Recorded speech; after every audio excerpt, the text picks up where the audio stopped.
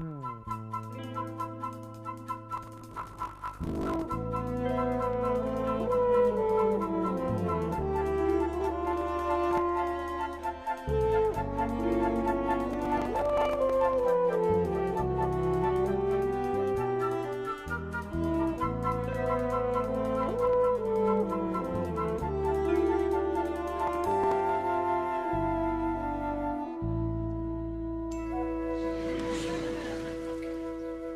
used to talk to your granny like this, Ponsonby.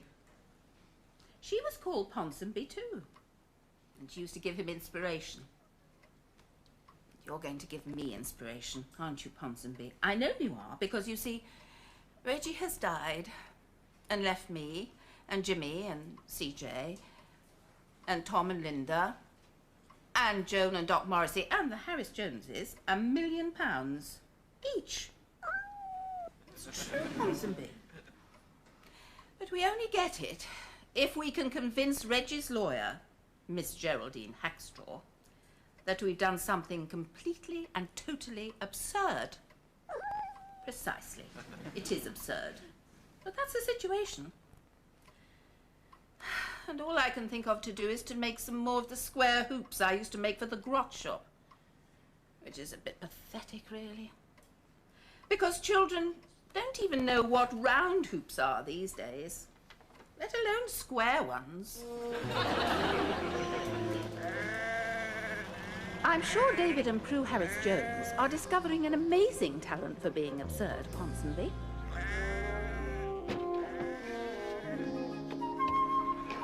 Oh, God. Alan's car's here. So what? Well, he said he might give me a job. He won't if I make a Burke of myself as Long John Silver. Getting cold feet, are you? Well, a cold foot. Well, do you really want to go in there? Geraint will be slicing bits off you to go in the Campari and soda. Oh, God, it's Owen. Hide! £1 million, David. Well, exactly. I just don't believe we can qualify for £1 million as easily as this. I think we should go and ask Miss Hackstraw what sort of thing she'd regard as sufficiently absurd. I'm not opting out. I'm just being sensible. Can one be sensible about being absurd? Well, maybe one can. Would it upset you awfully, darling, if we just went home? No, I'd be thrilled.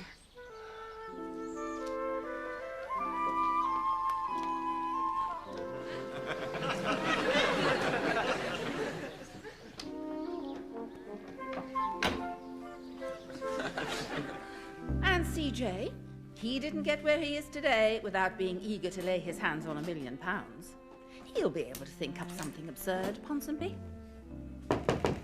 1, 2, 3, 4, make them wait outside the door. Come! CJ! Hello. Do sit down. Thank you. May I call you Geraldine? By all means, but then what am I to call you? I can hardly call you CJ if you're calling me Geraldine. My intimates have been known to refer to me as Bunny.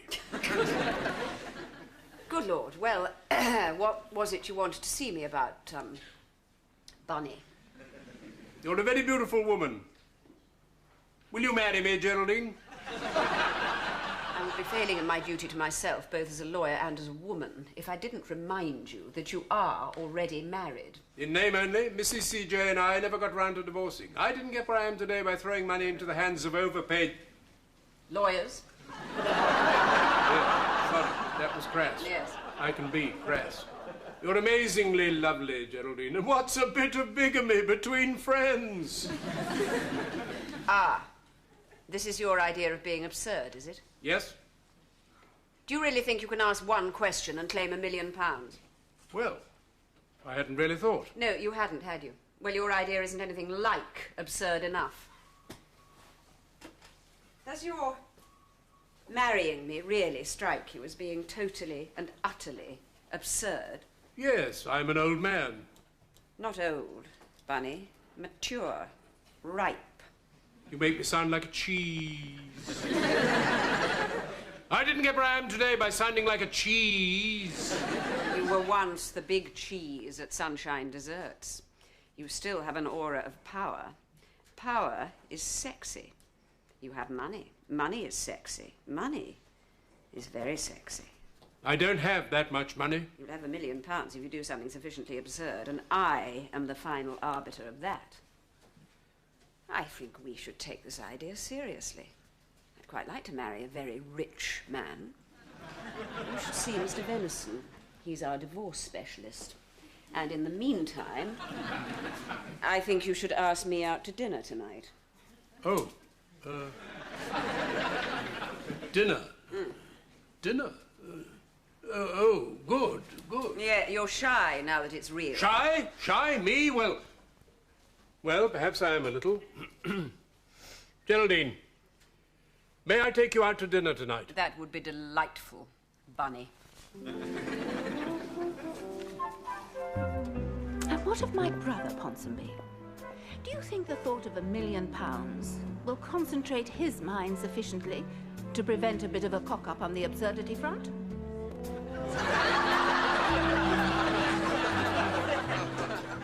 O'Brien, a pint of bitter, please. Sorry, do I? Jimmy. It's Jimmy. Jimmy? Good God. Jimmy. Oh, congratulations. Congratulations. Thanks. On coming out of the closet. Marvellous. What closet? Admitting that you're a transvestite. What? Not. Good God, man, I'm not a pervert. I don't like being described as a pervert, Jimmy. You mean you're a trans thingamy? Yes. But you're a quantity surveyor. So why are you dressed as a woman? Been invited to this shindig. Thought I'd go in fancy dress. Try to look absurd. You've succeeded. Who are you supposed to be? A woman. What woman? Any woman. That's pathetic. You really are. Trans wants it. Yes. I daren't come out of the closet. When I saw you, my heart leapt. I thought if someone else from the mansions can do it, then so can I. I thought perhaps we could go to the Balti house together. Watch Antica. In drag. So we must rush, Brian.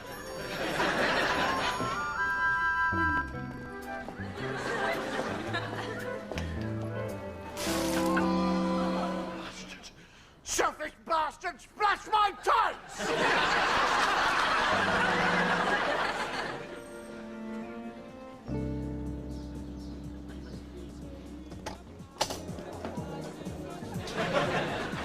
Jimmy? Oh, thank God. I was worried I'd forgotten to tell you it was fancy dress. I didn't want you making a fool of yourself.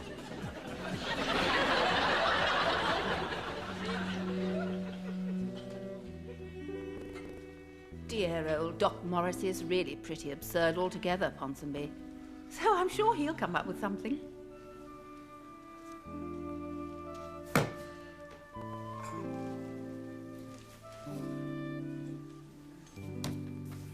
Sorry about that. Now, what was it you wanted to see me about, Doc? Oh, nothing much, really. I just wondered whether you'd marry me, Geraldine. This is your attempt to do something absurd, is it? Yes. Utterly absurd, isn't it? The thought of you and me. No. What? I think you're kind. Oh. I think you're gentle. Oh. I think you have a warm heart. Oh. I think you and I could have nice times together. Oh. I think you should ask me out to dinner. Oh. Belinda's become really rather conventional and middle class, Ponsonby.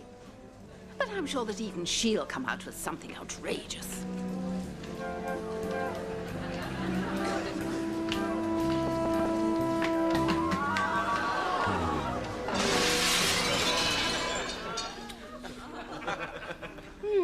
An amusing little oak finish with a long vanilla nose.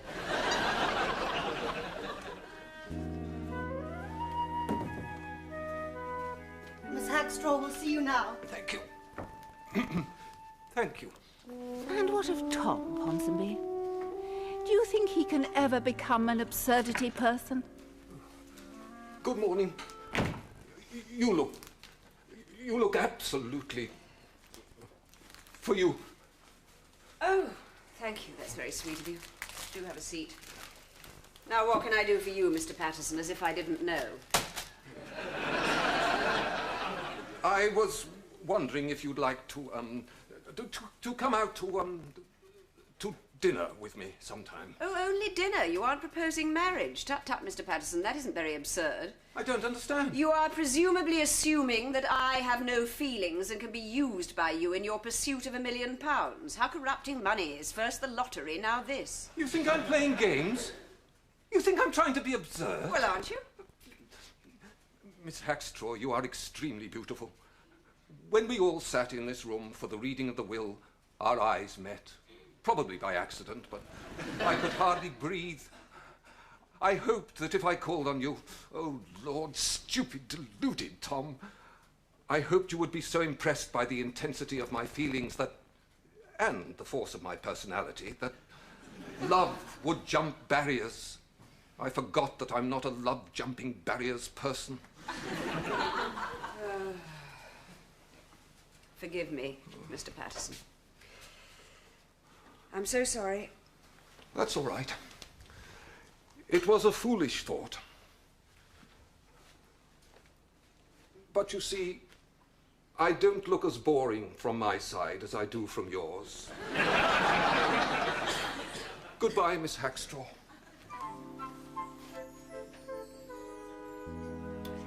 If I'd realised there'd be wine, I'd have brought some of my Fig Nouveau. But you didn't, so all's well. There's no need to be rude. No, but it's fun, isn't it? Where's Joan? She's not ill, is she? Not chesty? I'd be happy to go and examine her if you like. No, she's on holiday. She sent her apologies. Apparently there's a new man in her life. Oh. And he's got holidays stored up, so he's dragging her round the South Sea Islands. Poor girl, some men are so selfish. Anyway, I've asked the rest of you here today because I have realised that Jimmy is asleep. Wake him up, somebody, would you? Wake up, Jimmy. Rub it harder. No, higher. The itch is there. Sorry. Sleep, dreaming. Sorry. Carry on. Thank you. As I was saying before we heard Jimmy's sexy fantasies... All right, so bit below the belt. Yes, sounded as if it was. Ladies and gentlemen, Reggie lived here in this dull house because he was exhausted. He hated the success of Grot. He didn't want to get rich out of rubbish. He wanted to help to create a better world. He left that Grot money to us in trust on condition that we did something absurd. We mustn't see that as cruel, as his attempt to humiliate us. We must see it as our chance to carry on his work. Yeah. Our motive shouldn't be the £1 million. Oh, welcome, though, that would obviously be. Our motive should be to repay my Reggie's trust in us. Oh, dear. I've moved myself so much I think I'm going to cry. You see, Reggie believed that the world was often so dull, so lacking in humour, that to be absurd, to regain the ability to be absurd that children have, would be a truly worthwhile memorial. I don't think I was absurd even as a child. I'm sure you weren't. Oh, you probably think that's an insult. I take it as a compliment. Oh, children. Now, we've all tried to be absurd individually. I haven't. Yes, you have. You asked Miss Hackstraw out to dinner. How the hell do you know that? She told me. She told you when? At dinner. The Belle Epoque. You took her to La Belle Epoque? Yes. No wonder she was a bit upset with me. I only took her to the Climthorpe Tandoori. You've taken her out? You both asked her out to be absurd. I asked her out because I loved her. Oh, that is absurd. Collect your £1 million. Do not pass go. Children, please. Now, I believe that Jimmy is asleep again. Wake him up, then. Fancy going on top of me now? Sorry, dozed off, dreaming. I wonder if I could borrow your dreams sometime. Please, may I continue? Thank you. Now, have any of you on your own, done anything good enough to enable you to go to Miss Hackstraw and say, I claim the £1 million? Frankly, your ideas have been pathetic. Dressing up like bad charades, putting on roller skates, CJ and Doc finding an excuse to take out Miss Hackstraw because they're two dirty old men. What have you done that's so clever? Nothing. Absolutely nothing. I've been the most pathetic of all. And do you know why I've been pathetic? Because we shouldn't have been doing this individually. At Grot, we were a team. At Perrin's, we were a team. Reggie intended us to work as a team. I don't think Linda and I could work together even for £1 million. I agree. Oh, wonderful. That's the first time we've agreed for 8 years. Oh, don't be so stupid, Tom. You know what I meant. I agree. We couldn't possibly agree. I agree. Nevertheless, you are talking again, and that's something. And I don't think we ought to let Elizabeth down. Well said, that woman. I agree, and after all, none of us have got anything else to do. Well, all right. I'll give it a go. Well, I think I owe it to Mummy. Well said, that highly fanciable woman. Though not by me, it would be incest. Sorry. I hate to be the one to pour cold water over a wet blanket. I didn't get where I am today by pouring cold water over wet blankets. But I must ask the awkward question. All right, we've agreed to work together. But to do what? That's the fly in the woodpile. I think the solution to the fly in CJ's woodpile may lie in something Doc Morrissey said. May it? Oh. I think you may have solved the problem, Doc. May I? Oh. Was it something really rather brilliant? Yes, I think it may have been. Oh. Although maybe it wasn't.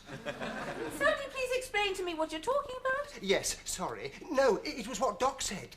None of us have got anything else to do. Well, we haven't. Was that it? Was that my contribution? Yes. Now, don't you see? Some of us are, well, not exactly old, well, too old to work, and others have been made, well, redundant on grounds of, well, age, I was told, and so was Tom, and I don't know about Joan. Oh, yes. Her boss wanted legs crossed by a younger woman. Sorry, Reggie, that was petty. Change the subject, somebody, would you? Absolutely. We'll cross those legs when we come to them. No, but you see, I really do have an idea. Oh. What? Oh, wake Jimmy up, somebody, would you please? Again, already, you're insatiable. Sorry, must have been in the land of Nod. Land of complete and utter fantasy, more like. The land you know well. Please, shut up! David has an idea. Good God. Sorry. Well done, that man. Well, come on then, spit it out. He's trying to, but none of you bloody well let him, so shut up. Yes, well, no, actually. Well, it is an idea. You'll probably think it's pretty feeble. It probably is pretty feeble. Stop running yourself down. Well, as I say, some of us being, well, as I say, well, not old, but oldish, and others having been made... redundant-ish. Exactly. And I just thought the elderly and the redundant, we could sort of march on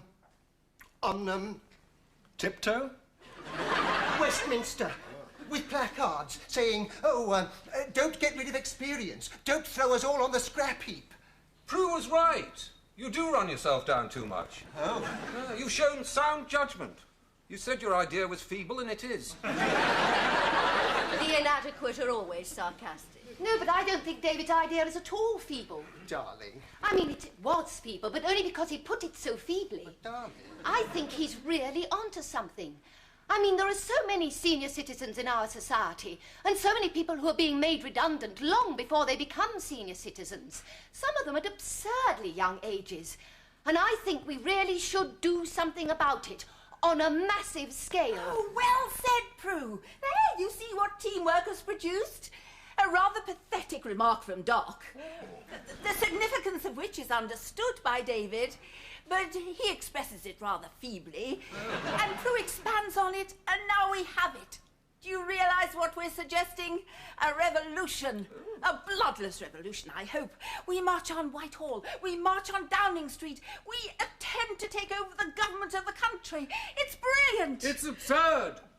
Exactly. So it can win us £1 million as well. Aren't you all excited? Aren't you all thrilled? Jimmy, wake up! Gone. Left me. Cow, bitch. Sorry. Dreaming. Even my dreams end in disaster. Bit of a cock-up on the subconsciousness front. Quite a view. Extensive. See a long way. Bugger all worth looking at. Fancy a coffee? Oh, yes, please. Pity you haven't got any. Bit of a cock-up on the catering front. Got vegetable stock cube. Melt it down. Might make a cup of something. No, thank you. I'm not thirsty. Bit in the bottom of a bottle of schnapps. No, really, I'm fine. Jimmy, I've come to sound you out. Intriguing. Do you remember what we talked about at the meeting? I kept falling asleep, but got the gist. Bloodless revolution. Absurd. Exactly. Somebody will have to run the show, Jimmy. It'll have to be decided democratically, of course. Oh, God, will it? I could suggest you, but there's no point if you wouldn't be prepared to do it. I mean, I just want to be sure that you don't feel past it. Well, because I keep nodding off, you mean? Well, not that particularly. I mean, Churchill used to take cat naps. He woke up refreshed. I wake up knackered. How's morale, Jimmy? Really deep down? Bad. Low ebb. Tried to kill myself twice, you know. Gas oven, Cornwall. Why, you and Reggie rescued me. Second attempt. Lay on railway line. No trains, bloody bastard beach. Recently thought, pity I failed. Maybe third time lucky. You lack a sense of purpose, a sense of destiny. True. No sense of destiny whatsoever. Imagine if it worked, Jimmy. A bloodless revolution, led by you. You'd be as famous as Wat Tyler. What, Tyler? He led the Peasants' Revolt in 1381. You've heard of Lambert's Signal? No. You could be as famous as him. Terrific. I think I will have that schnapps. Sure I can't get you anything? A glass of tap water? No problem.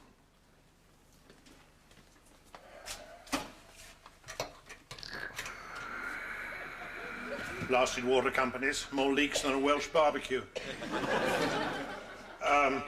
Shopping fatigues 1400. Major restocking. Yes. Lost a bit of confidence. Not sure I could pull it off, this leadership thing.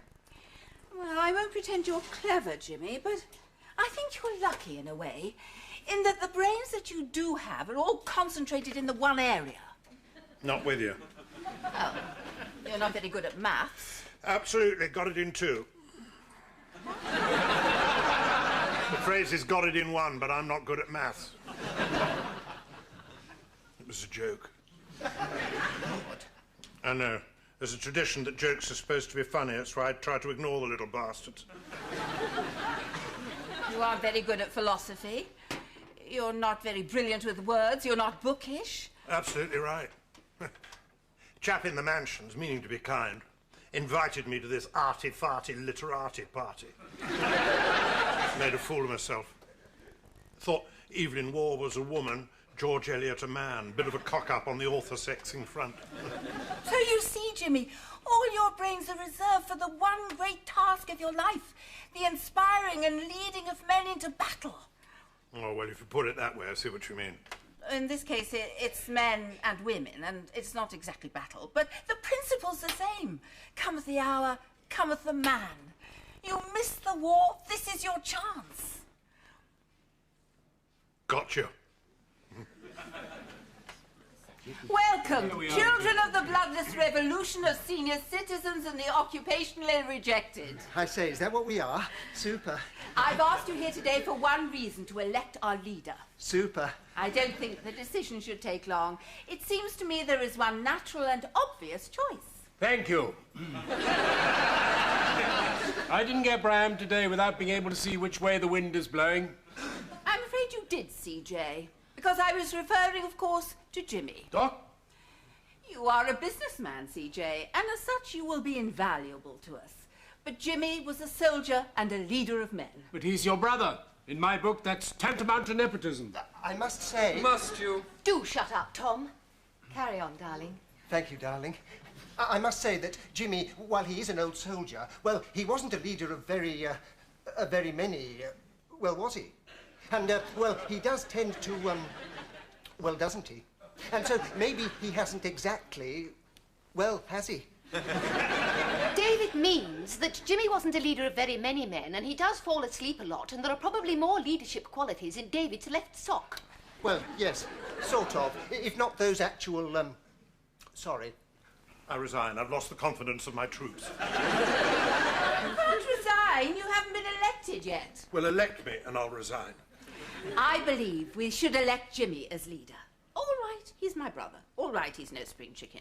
All right, his career to date hasn't been an unmitigated triumph. But Sir Winston Churchill was quite an elderly man, with no great record of success behind him, when he led us to victory in the Second World War. I hope you're not comparing Jimmy to Sir Winston Churchill. I didn't get Braham today by comparing Jimmy to Sir Winston Churchill. It's all absurd, and it's all supposed to be absurd. And we're only doing it to inherit £1 million anyway, so let's elect him. Here, well, not exactly here, but yes, I agree, I think. Let's appoint him. He's promised to resign anyway. Let's get it over with. All those in favour of Jimmy as leader? I don't think you should vote for yourself, Jimmy. Oh, with you. Bad form. Right. You're elected NEMCON, Jimmy. Thank you very much. Much appreciated. Your faith, very touching. I'll serve you to the best of my ability. Correct me if I've got the wrong end of the gist. I thought you'd agreed to resign if we elected you. Did. Changed my mind. Bastard! Should we please need a bastard for leadership? All leaders, bastards. I know what you're thinking. I'm thick. Well, 2 days ago was. 2 days ago kept falling asleep. See before you a man transformed. A man vibrated. Ladies and gentlemen, this is the turning point. I realise you're only in it for the money, but Big Sis is in it to make a suitable memorial for Reggie. With her all the way. Farewell, apathy. Hail the bloodless revolution. What, Tyler? Forget him. Lambert Simnel, a piece of cake. Ladies and gentlemen, we have lit this day such a candle that we will never need electricity again, as Queen Elizabeth I once said. Ladies and gentlemen, the Wrinkleys are on the move.